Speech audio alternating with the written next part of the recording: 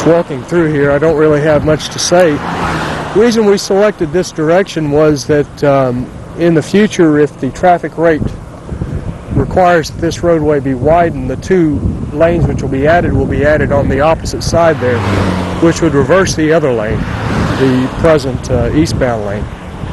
And to try to avoid that, we just went ahead and picked this westbound lane anyway. Had two potential sections along here, basically this one and then the one from the bridge behind us there that I showed before, and the Coosa River Bridge. Thought we would use this one because we had a little bit better sight distance on either side and a little bit more longer section to use.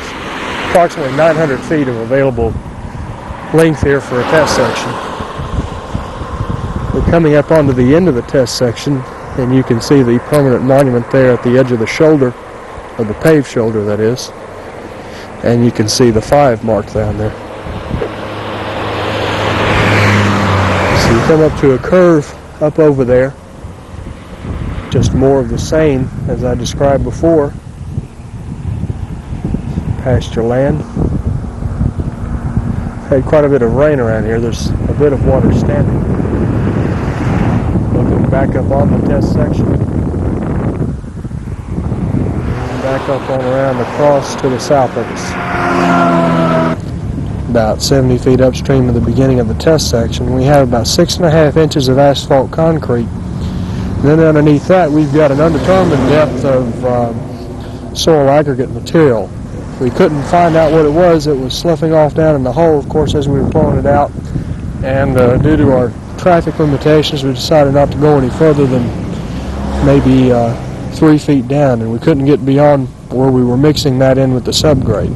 Coming out of the hole, and it does have quite a bit of aggregate particles. Hard to get a real good determination on the size of the aggregate, but with this material being somewhat harder than limestone, mostly gravel, this is probably about the size which we see. Predominantly pea gravel size, maybe a little bit larger than that, mixed in with a clay sand, which is just downstream of the end of the test section, and got a little bit more asphalt concrete here, about 7¼ inches total.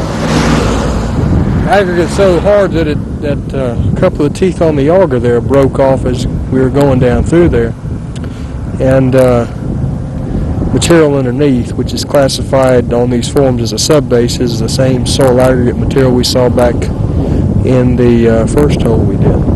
What we're going to do now is to pull off on the shoulder and go down, maybe penetrate 2-3 feet into the soil there and examine what the subgrade appears to be. We just drilled into the shoulder.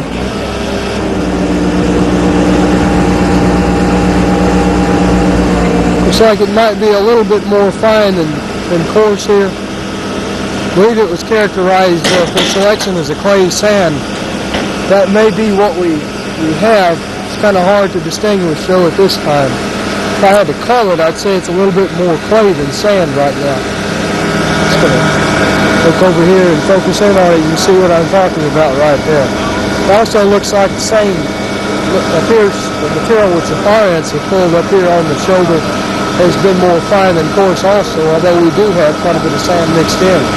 The sandy clay may be a more accurate characterization of this. Ends the video for test section 11021 in Wetumpka, Alabama.